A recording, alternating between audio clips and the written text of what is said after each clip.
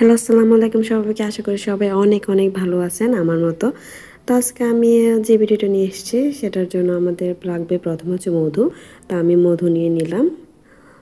তারপরে হচ্ছে আমাদের লাগবে হচ্ছে কফি। আমি কফি নিয়ে নিলাম। তারপরে আমাদের একটা প্লেট লাগবে যেটাতে আমরা ওইটা মিক্সড করব। তারপরে এরকম একটা স্প্যাচুলা লাগবে অথবা চামচ। তারপরে হচ্ছে একটা সিলিকন ব্রাশ লাগবে। দেখুন আমি সবগুলো আস্তে আস্তে করে মিক্সড করে নিব।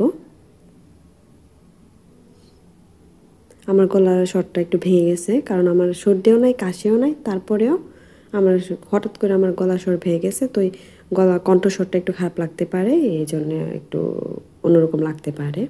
তো প্রথমে আমি কফি নিয়ে নিচ্ছি আমার প্রয়োজন অনুযায়ী, আমার ফেস অনুযায়ী কফি নিয়ে নিচ্ছি।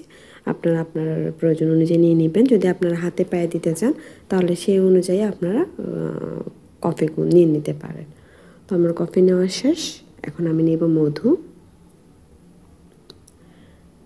তো আমি মধু নিয়ে নিচ্ছি। আপনার প্রয়োজন মতো মধু নিয়ে নেবেন। কতটুকু ঘন করবেন বা কতটুকু পাতলা করবেন ওই অনুযায়ী আপনারা মধু নিয়ে নেবেন।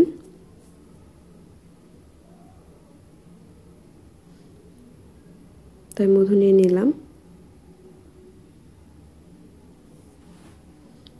মধু এবং কফির যে ফেস মাস্কটা ওইটা মানে অনেক উপকারী ফেসের জন্য, কারণ ইনস্ট্যান্ট একটা ব্রাইট লুক দেয়।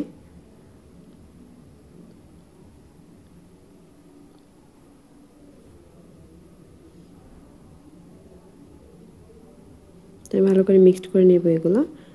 যদি একটু ঘন হয়ে যায় তাহলে আপনারা আরেকটু ভালো করে মিক্সড করে পাতলা করে নেবেন।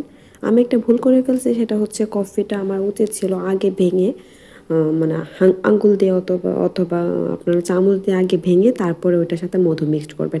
এতে কি হবে, তার যে দানা দানা ভাবটা রয়েছে ওইটা থাকবে না, ওইটা তাড়াতাড়ি মানে মিক্সড হয়ে যাবে। তো আমি এই ভুলটা করে ফেলছি। আপনারা যখন বানাবেন বাসায় তখন আপনারা আগে মানে কফিটা আগে ভেঙে নেবেন। আমি ভালো করে মিক্সড করে নিচ্ছি। মিক্স অনেকে আছে ওইটা ওইটা ওইরকমভাবে ইউজ করে ফেলে, বাট আমি বলবো এটা ওইভাবে ইউজ করবে না, কারণ ওইখানে দানা দানা আছে। আর কোনো দানা দানা টাইপের জিনিস, কোনো দানা দানা টাইপের ওইগুলো আমি মুখে ইউজ করতে পছন্দ করি না। আমি মানে মুখে ওই স্ক্রাব করাটা আমি একদমই পছন্দ করি না। এই জন্য আমি চেষ্টা করি মুখে স্ক্রাব না করার জন্য আমি কেমিক্যাল এক্সফোলিয়েটিং ইউজ করতে পছন্দ করি। ওইটা নিয়ে আমি একটা ডিটেলস ভিডিও সামনে আপলোড করব যে কেন মুখে স্ক্রাব করা উচিত না।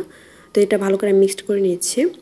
এটা হচ্ছে মানে সিলিকনের একটা ব্রাশ, ওইটা আমি সাজগোজের একটা সাজগোজ থেকে গিফট হিসেবে পাইছিলাম, আর অনেক কিছু পাইছিলাম গিফট হিসেবে। ওইটার একটা ডিটেলস ভিডিও আমি আমার চ্যানেলে আছে, আপনারা চাইলে দেখে নিতে পারেন। আমার চ্যানেল যদি আমার ভিডিওগুলো যদি আপনারা দেখতে চান বা ভালো লাগে থাকে তাহলে অবশ্যই আমার চ্যানেলটা সাবস্ক্রাইব করতে ভুলবেন না। আর যারা অলরেডি সাবস্ক্রাইব করে ফেলেছেন তাদেরকে অসংখ্য ধন্যবাদ। আর আপনারা জানাবেন আমাকে পরবর্তীতে কী নিয়ে রিভিউ ভিডিও আপনারা চাচ্ছেন, ওইটা আমাকে কমেন্ট বক্সে জানাবেন। আপনাদের একটা মূল্যবান কমেন্ট অত একটা লাইক আমার জন্য মানে অনেকটা হেল্পফুল, অনেক হেল্পফুল। আমার উৎসাহিত করবে আমাকে পরবর্তী ভিডিও আপলোড করার জন্য, এতে করে রিচও বাড়বে। তো এই জন্য আপনারা অন্তত যারা যারা আমার ভিডিও দেখেন একটা কমেন্ট করবেন অথবা একটা লাইক দিতে বলবেন না। এবার ভালো করে মিক্সড করে নিচ্ছি।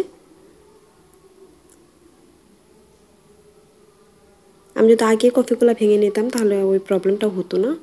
তো এখন যেহেতু ভেঙে ভেঙে নেই তো ওই জন্য ওই প্রবলেমটা হয়ে গেছে আর কি। এখন একটু কষ্ট হবে আর কি এগুলো মিক্সড করতে। তাই ভালো করে মিক্সড করে নিয়েছি। এখন এভাবে রেখে দিব হচ্ছে 10 থেকে 15 মিনিট। আপনারা চাইলে আধা ঘন্টা রাখতে পারেন। 10 থেকে 15 মিনিট পরে এটা একদম মানে পেস্টের মতো হয়ে যাবে। তো 10-15 মিনিট পরে আমি ফিরে আসলাম।